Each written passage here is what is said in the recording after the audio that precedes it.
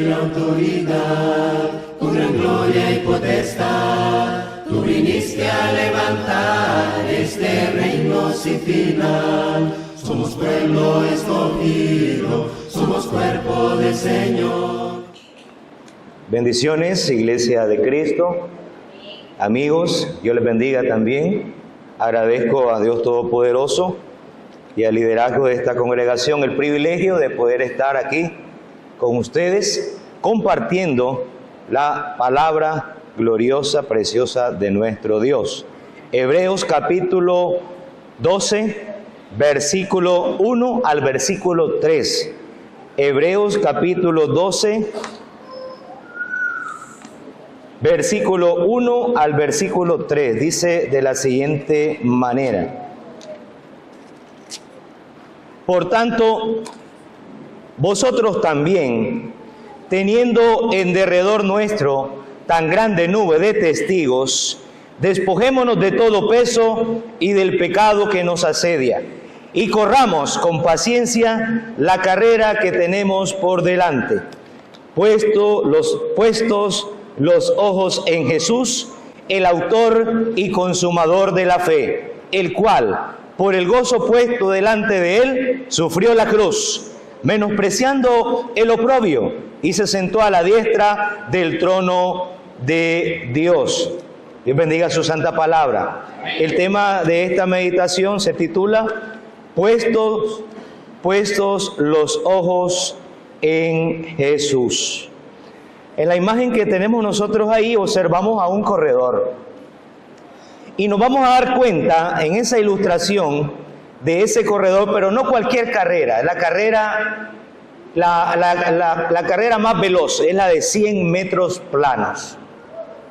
Es una carrera que dilata algunos 9 segundos, 10 segundos, verdaderamente es súper veloz. Y el corredor no solamente debe estar atento a lo que ve. Por eso la expresión puesto los ojos en Jesús, no solamente debemos enfocar a que, o debemos pensar o interpretar de que solo con la vista, que la vista es lo más importante. Y es todo lo contrario. Cuando dice poner los ojos, significa concentrarse, significa poner también nuestro oído, significa poner todos nuestros sentidos, no solamente la vista. Poner los ojos indica concentración, oídos, la vista, todos nuestros sentidos, todo aquello que percibe a nuestro alrededor. Estar atento. El corredor está atento. Él o los que están a la par de él necesitan escuchar un sonido que les va a permitir salir. Y en ese sonido todos deben salir a la misma vez. ¿Qué sucede cuando alguno por nervio, por no estar concentrado, sale? Eso le dicen salida en falso, es decir, se adelanta. No se ha tocado el pito o a veces se dispara una pistola que señala la salida para que todos salgan juntos. Pero a veces el nervio hace que alguno en ese momento salga. Lo puede hacer una vez, inmediatamente todos salen. Entonces el juez de la carrera dice, vuélvanse otra vez a su lugar, porque hubo una salida en falso, alguien se adelantó, todos tienen que salir a la misma vez. ¿Puede ocurrir eso otra vez? ¿Qué pasa si ese mismo corredor vuelve a hacer otra salida en falso? ¿Qué cree usted que pasa? Es descalificado, inmediatamente descalificado. Entonces, ahí no solamente está presente la vista, sino que debe estar atento su oído a lo que escucha. Por eso tenemos que estar atentos a lo que escuchamos de la palabra de Dios, ¿verdad? O atento al oído. Luego también es importante la vista. ¿Hacia dónde está viendo ese muchacho? ¿Hacia abajo, hacia los lados? No, hacia adelante, hacia el frente. Y usted lo ve correr. Estos corredores como Usain Bolt, por ejemplo, es más famoso, y otros, ¿verdad? Ahí.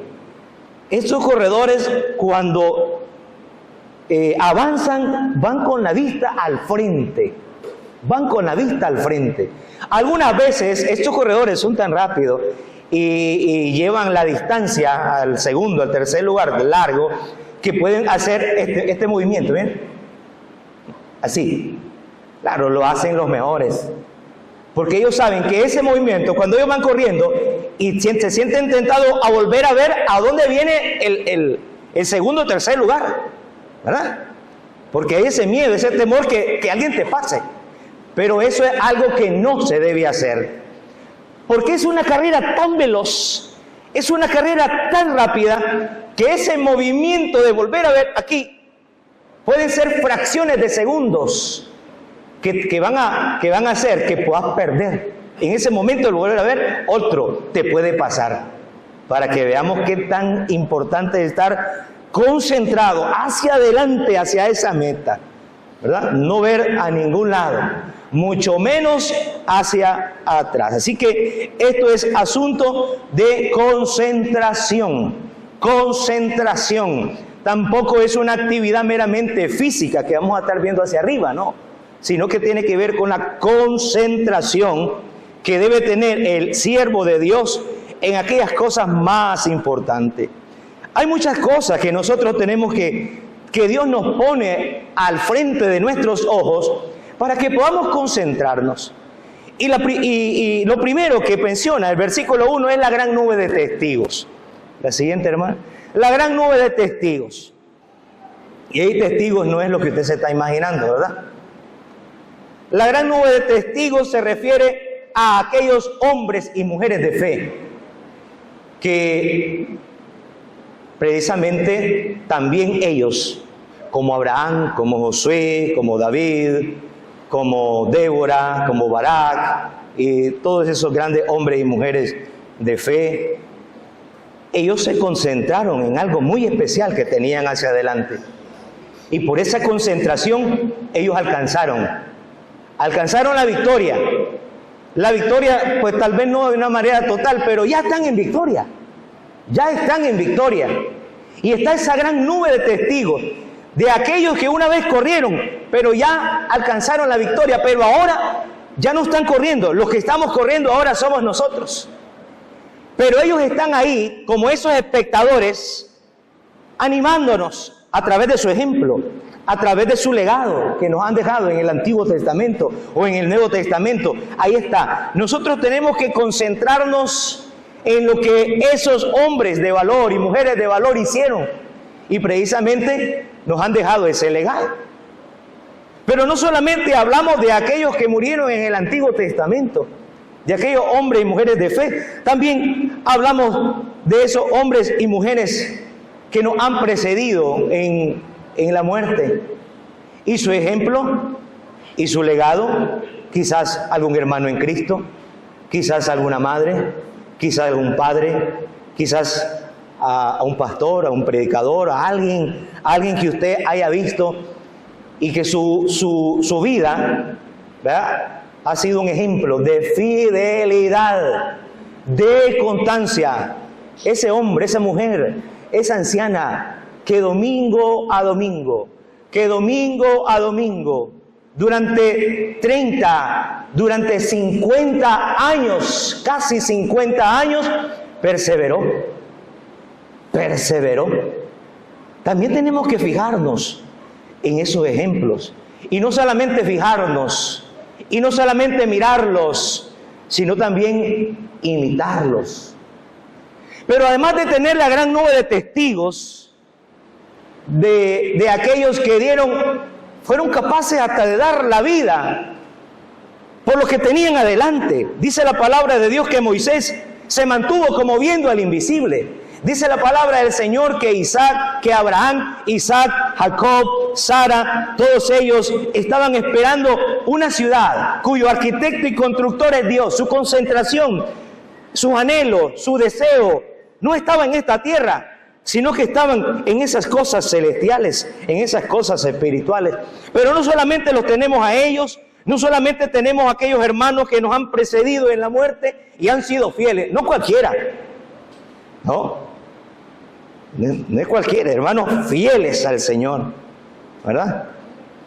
Ahora el Espíritu Santo nos presenta el ejemplo máximo, el ejemplo, el mayor de todos, al cual tenemos que poner y concentrar nuestra mente, que es en Jesucristo, en Jesucristo. Es muy importante entonces la concentración, sí, porque hay alguien que quiere, ese es el maligno, que quiere decirnos, ¡ey! Eso es todo. Usted va corriendo y usted, mire que somos bien fáciles para volver a ver para un lado, ¿verdad? A veces lo hacemos hasta como instintivamente. Entra alguien y uno le hace así. ¿Ha luchado usted con eso? ¿Ha logrado vencerlo? Difícil, ¿verdad? El diablo, aquellos que van corriendo, él hace, ¡hey! ¿Qué necesita el diablo para que perdamos la carrera? Simplemente la distracción, ese volver a ver, ahí está el problemita. El diablo quiere desconcentrarnos. Dios quiere que estemos concentrados, pero nuestro adversario quiere que nosotros nos desconcentremos. Precisamente esa es una de las principales estrategias de nuestro enemigo, el diablo. Quiere que nosotros nos distraigamos. Quiere que nosotros nos desconcentremos de aquello que es lo más importante. De aquello que muchas veces podemos decir que es difícil desconcentrarse. Pero Él es astuto y Él lo va a intentar. Lo intenta de varias maneras. Aún la palabra afán, que dice, lo dice en Mateo 6:25, muy famoso el pasaje, por cierto, dice, no os afanéis. La palabra afán viene de una palabra, de una raíz griega que significa precisamente distraerse. Distraerse. Entonces el Señor Jesús dice, no se distraigan, no se desconcentren, porque el maligno quiere desconcentrarnos. El maligno quiere que perdamos nuestra concentración de aquello que Él nos ha puesto por delante. Así que tengamos cuidado con esos silbidos,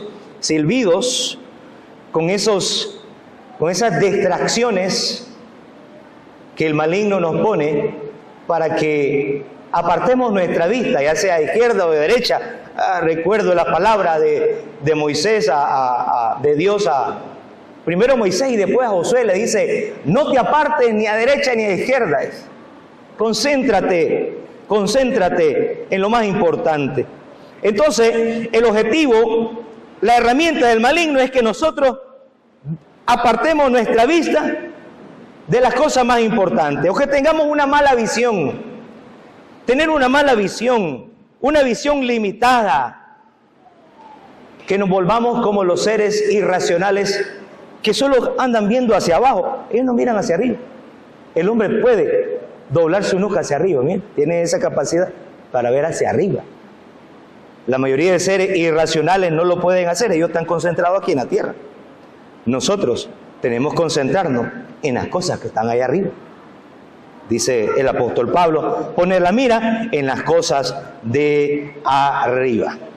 Entonces, poner los ojos en Jesús significa centrar toda nuestra atención, toda nuestra confianza en la persona y en la obra de Jesucristo. Eso es lo que dice el versículo 2. Centrar toda nuestra atención en la persona y en la obra de Jesucristo. Es decir, confianza.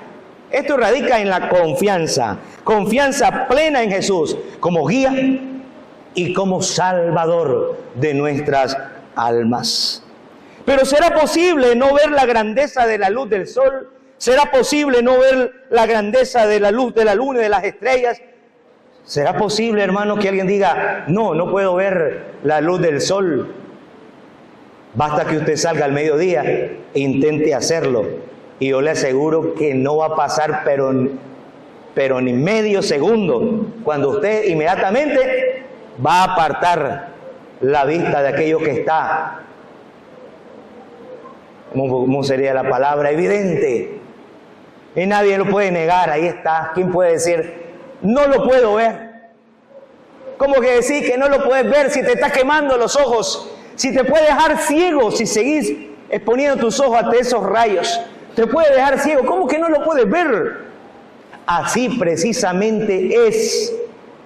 El hecho de que un cristiano pueda desconcentrarse y puede decir, es que no puedo ver a Dios, es que por eso me retiro, por eso me enfrío, por eso me aparto, porque no puedo ver. Ya no se trata de un aspecto físico, sino que se trata de negligencia, se trata de necedad. Alguien que no puede ver lo que está evidente, y es algo que la palabra de Dios hace tanto énfasis en lo evidente, en lo que usted no puede negar. Por eso el apóstol Pablo en Romanos, cuando habla acerca de Dios, cómo se ha manifestado al hombre, y dice que Dios se ha manifestado su guía, su amor para la humanidad, en las cosas que ven a nuestro alrededor, y precisamente habla de las cosas evidentes, de los astros. Dice, Dios se ha manifestado, ¿verdad? En todo momento, Dios, ¿verdad?, ha manifestado su poder, su deidad en las cosas visibles. Romanos 1:20, en las cosas visibles dice, su poder y deidad, lo que Él es, lo que Él cuánto nos ama, cuánto nos quiere, se ha manifestado en las cosas visibles. De tal manera, dice el apóstol en 1:20 de Romanos, que no tienen excusa. Es lo que estamos diciendo. ¿Dónde está el sol? No lo veo y te está quemando, volver hacia arriba y te va a dejar ciego. El necio hace precisamente eso. Pero Pablo dice, ahí está evidente, de tal manera que no se puede negar lo que está evidente. También el apóstol Pablo hizo algo referencia en Hechos 17:27 en el sermonazo del Areópago acerca del Dios no conocido. Dice que Dios está tan cercano y es tan fácil, escuche bien la expresión, es tan fácil de poder ver a Dios, de poder saber lo que Él ha hecho. Y que la guía que Él nos da es tan fácil de seguir, es tan fácil de buscar a Dios, es tan fácil de seguir a Dios, que un ciego en un cuarto oscuro, dice, lo puede encontrar. Algo así es la paráfrasis. Dice, tú puedes encontrar a Dios, es tan fácil de encontrar a Dios, que con solo palpar, ni siquiera usar tus ojos, con solo palpando, dice, ahí está Dios, y lo puedes hallar. Tan evidente es Dios, que su presencia está hoy con nosotros aquí. Ahí está. ¿Cómo es posible distraerse? ¿Será posible distraernos nosotros de esa guía tan evidente? No tenemos excusa. Verdaderamente no hay excusa para poder distraernos, algo que sea. Ahora, ¿qué nos distrae? ¿Será que si nos distrae y nos aparta es porque hay algo que es más importante que la carrera que estamos llevando? Si nos distraemos y nos apartamos y nos enfriamos, es porque valoramos que eso que nos está distrayendo es mejor que lo que Dios nos ofrece. Es un aspecto también de necedad de alguien. ¿Sí?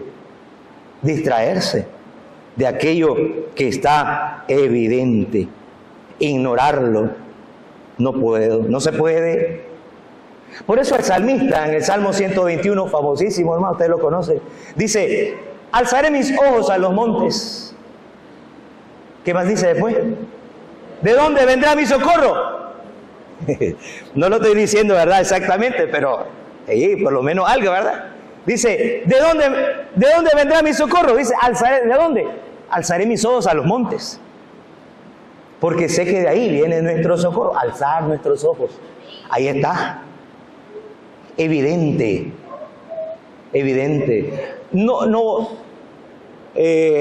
Al volver a buscar a Dios y al ver no vamos a quedar ciegos, ¿verdad? Como mirar el sol.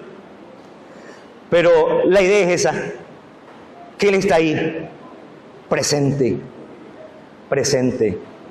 casi tangible, casi. Pero vemos el ánimo y la fortaleza en el versículo 12. ¿Por qué poner nuestros ojos en Jesús? El escritor presenta tres ideas principales en el versículo 12. puesto los ojos en Jesús, el autor y consumador de la fe, el cual por el gozo puesto delante de él sufrió la cruz. Hay 3 razones por las cuales nos animan a nosotros a no despegar nuestra concentración de Jesucristo. La primera de ellas dice, porque ver a Jesús es ver el éxito.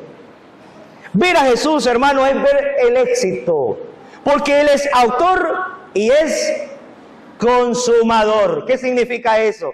Que el Señor Jesús estuvo planeando, como parte de la deidad, estuvo planeando el plan de redención, la salvación del hombre. Él planeó, Él se sentó en la mesa del arquitecto, en la mesa del ingeniero, hizo los planos, pero luego ¿qué hizo? ¿Qué hizo?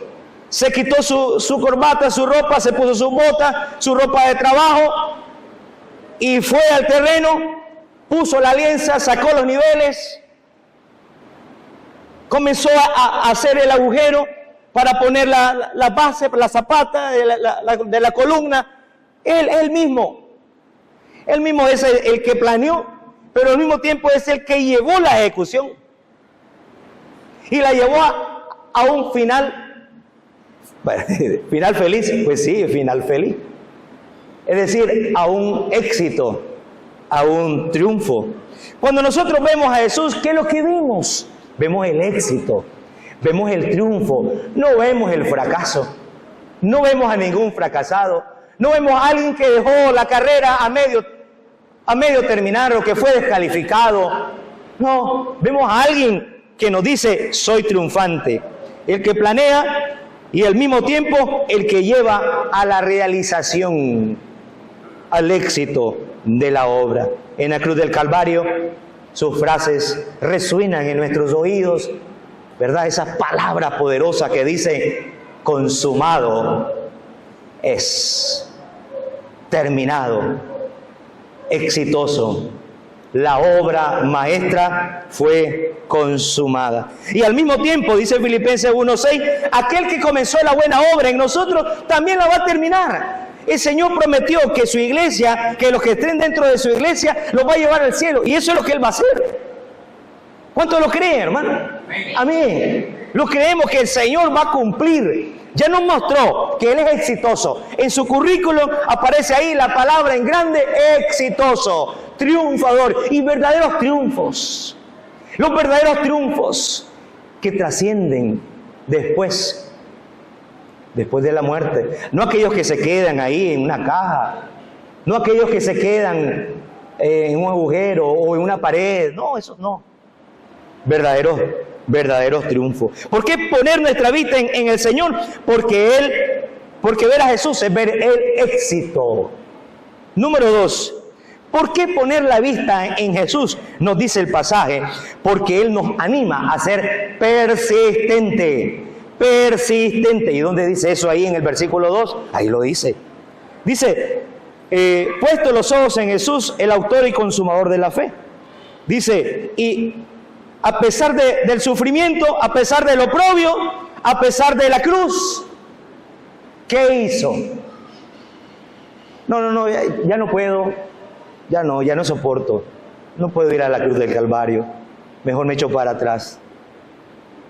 Cuando se presentó la hora de la prueba, y prácticamente cuando Él estuvo consciente, yo pienso desde su bautismo, que Él ya fue consciente pienso yo, ¿verdad?, de lo que venía a ser y de lo que Él esperaba y de la forma como Él iba a poder salvar a este mundo.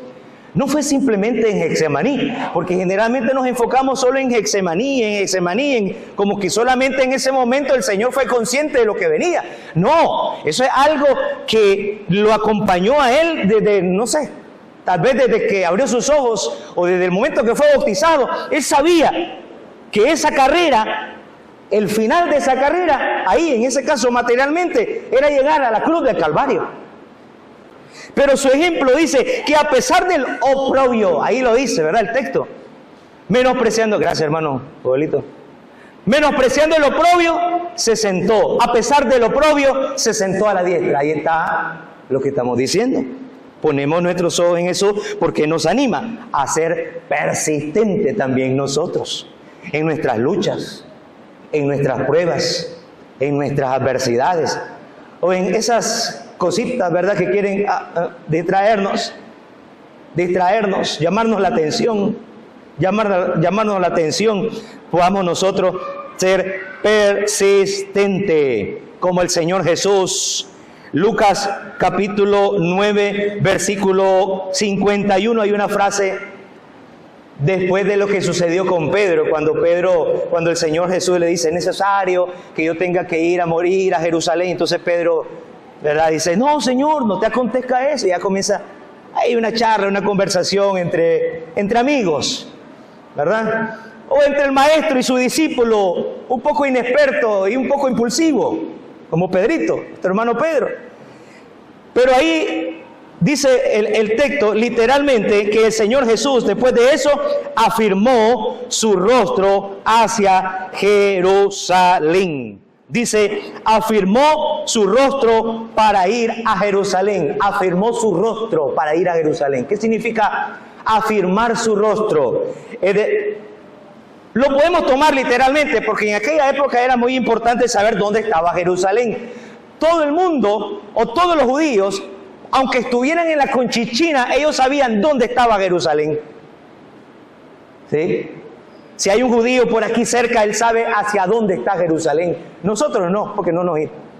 Pero ellos saben hacia dónde, porque es elemental para ellos saber dónde está su ciudad o donde estuvo el templo. Es muy importante y dependiendo de eso dice Jerusalén, a ver, norte, sur, ¿por dónde estará? Por allá, como por allá. Un judío entonces se arrodillaría aquí mirando hacia aquella dirección, porque Jerusalén está hacia allá. ¿Así es? Ok. Luego después usamos el GPS. Pero ese es el asunto. Jerusalén, o el templo, o Jerusalén, si usted estaba en Galilea, usted sabía dónde está Jerusalén. Y volvían a ver, ponerle el rostro hacia Jerusalén significa ir a Jerusalén, significa cumplir el plan y el propósito, significa hacer realidad lo que Él vino a hacer. ¿Y qué vino a hacer Él? Morir en la cruz del Calvario. Pedro quiso desanimar, o mejor dicho, el maligno, a través de Pedro, quiso decirle, no vayas allá. Pero el Señor dice, no, lo volteó, volvió a ver hacia Jerusalén y hacia allá se dirige, hacia donde está su cara, hacia donde está señalando sus ojos, hacia allá fue. Es decir, a cumplir, Él iba a cumplir por lo cual Él vino a este planeta Tierra, a dar su vida, a ser el Cordero de Dios que quite el pecado del mundo. Afirmó su rostro hacia Jerusalén. Ejemplo, hermano, de persistencia. Y número 3, ¿por qué poner nuestra vista en Jesús? Hay una tercera razón que está ahí precisamente en el texto, en el versículo 2. Dice, porque lo que recibiría no se comparaba con lo que iba a sufrir. Es decir, por la recompensa. ¿Y dónde dice eso el texto? Menospreciando el oprobio y se sentó, ¿a dónde dice? A la diestra de Dios. Y puede haber un lugar más grande que eso, hermano. Después de eso, ¿qué más hay? ¿Qué más hay después de eso? Se llegó a sentar a la diestra del trono de Dios. ¿Sí? El Señor nos da ese ejemplo. No solo fue un triunfo, sino el más grande de todos. ¿Y qué triunfo, hermano? ¿Qué triunfo ese del Señor? Sentarse. Por eso menospreció el oprobio. No lo valoró. No es que Él dijo, ay, no me importa lo que... No es eso. Sino que Él, porque eso eran latigazos, golpes, escupitazos, cosas horribles, hermano. ¿Verdad? No es que el Señor hizo así, no, nada que ver, sino que Él valoró que iba a alcanzar algo mayor, más grande, que aquello que iba a sufrir, que aquello que iba a padecer. Recuerde usted el pasaje del apóstol Pablo en Romanos 8:18, dice, porque sabemos, dice, que las aflicciones del tiempo presente no se comparan con la herencia, con la promesa, con las bendiciones que Dios nos tiene preparadas. Algo así, ¿verdad? Es la idea. El Señor recibiría una recompensa que no se comparaba con los sufrimientos y con los padecimientos de este planeta Tierra. Pero lo maravilloso de todo esto no queda ahí. Lo maravilloso de todo esto no queda con Jesús sentado en el trono de Dios. No. También hay una promesa que dice que es figurada, esto es simbólico, porque dice el Señor en Apocalipsis 3:21 que a los que venzan, así como Él ha vencido, se van a sentar con Él en el trono. ¿Y de qué tamaño será ese trono, hermano? Tiene que ser como una banca para que alcancemos todos a sentarnos ahí. No es literal, no es literal. Sentarse en el trono, esa promesa significa compartir. El Señor quiere compartir su éxito. Ese éxito que tuvo al sentarse en el trono de Dios, también lo quiere compartir con todos nosotros. No quiere compartir con todos nosotros. Y entonces, en vista de eso, ¿cómo vamos nosotros a desconcentrarnos? ¿Cómo vamos nosotros a apartar nuestra vista de Él? Sabiendo que el Señor Jesús es el autor y consumador de la fe. Sabiendo que nuestro Señor, que ver al Señor es ver al éxito. Saber que ver al Señor es un ejemplo de persistencia, de esfuerzo, de entrega, de determinación. Saber que ver al Señor es ver una promesa también para mí, porque yo quiero que donde yo esté, vosotros también estéis. Es una promesa que Dios quiere compartir conmigo, y que esa promesa no se compara en nada con lo que yo pueda padecer, con lo que yo pueda sufrir. En esta mañana, hermanos, en esta mañana, si Dios nos hace esta pequeña reflexión, precisamente para que los que estamos viendo hacia Él, pues nunca volvamos a ver para otro lado, no nos desconcentremos. Pero si hay alguien que se ha desconcentrado, hoy es el momento de humildemente, con un corazón contrito y arrepentido, reconocerlo a Él, pedirle perdón, y Él será amplio en perdonar. Si hay alguien que hoy quiera reconciliarse con el Señor, este es el tiempo, este es el momento. Este es el momento, es el día aceptable para que usted pueda reconciliarse con el Señor. Y ahora, de aquí en adelante, nunca jamás volver a apartar su vista, de volver a ver hacia atrás, ni nada, pero ni para agarrar impulso. Y si hay algún amigo que anteriormente haya escuchado el Evangelio, o esta meditación, o alguna palabra que alguien te haya hablado, en este momento sientas el llamado de Dios para ser bautizado para el perdón de tus pecados, en esta mañana, tú quieras iniciar esta carrera, lo puedes hacer hoy. Puedes pasar aquí adelante o puedes ponerte de pie. No olvidemos, hermanos, puestos los ojos en Jesús, el autor y consumador de la fe. Dios bendiga su palabra.